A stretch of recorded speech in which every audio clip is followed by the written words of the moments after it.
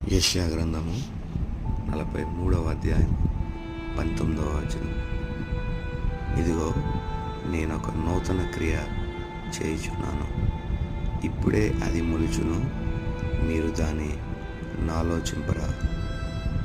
నేను అరణ్యములో త్రోవ కలుగు చేయుచున్నాను, ఎడారిలో నదులు పారజేయుచున్నాను. ప్రార్థన. శాశ్వతమైన ప్రేమతో మమ్మల్ని ప్రేమిస్తూ విడువక మా కృప చూపుతున్న మా ప్రియ పరలోకపు తండ్రి, మీ ఉన్నతమైన శ్రేష్టమైన అత్యున్నతమైన నామమునకు కృతజ్ఞతాస్తుతులు చెల్లిస్తూ ఉన్నాం. గడిచిన రాత్రంతయు మీ కృపలో కాపుదల్లో మమ్మల్ని భద్రపరిచి క్షేమము సుఖకరమైన నిద్ర అనుగ్రహించి వీళ్ళందరి జీవితాల్లో మీరు అనుగ్రహించిన నూతన దినము కొరకు స్తోత్రాలు. దినమందు బిడ్డలు ఆనందించి సంతోషించి నేను మహింపరిచేటువంటి కృప బిడ్డలకు దయచేయండి. వారి ముందు వెనుకలా మీ సన్నిధిని వారికి తోడుగుంచమని ప్రార్థిస్తున్నాం. వారు చేస్తున్న ప్రతి పనిలో ప్రయత్నంలో సఫలత అనుగ్రహించండి. మీ కనికరమగల దయగల హస్తము బిడ్డలకి తోడుగుంచమని ప్రార్థిస్తున్నాం.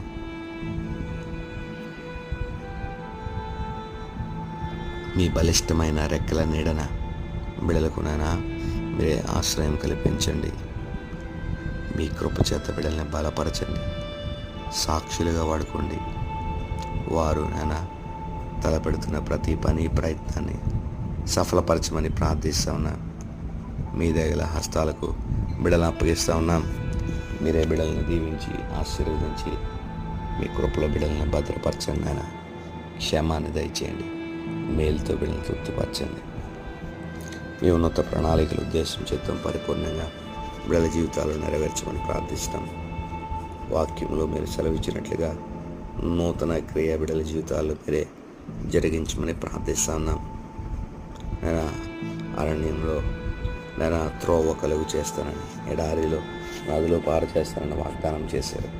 అలాగే బిడ్డల జీవితాలు నిశ్చయంగా నేను తండ్రి మరి మీరే వారి జీవితాల్లో ఇట్టి వాగ్దానములు బిడ్డలందరి జీవితాలు మీరే స్థిరపరచమని, ఇదైన దీవెనతో ఆశీర్వాదంతో బిడ్డలని తృప్తిపరచమని మీ కృపగల హస్తాలకు బిడ్డలను అప్పగిస్తూ దీవించి ఆశీర్వదించమని యేసుక్రీస్తు పరిశుద్ధ నామమున ప్రార్థించి వేడుకొంచున్నాం తండ్రి.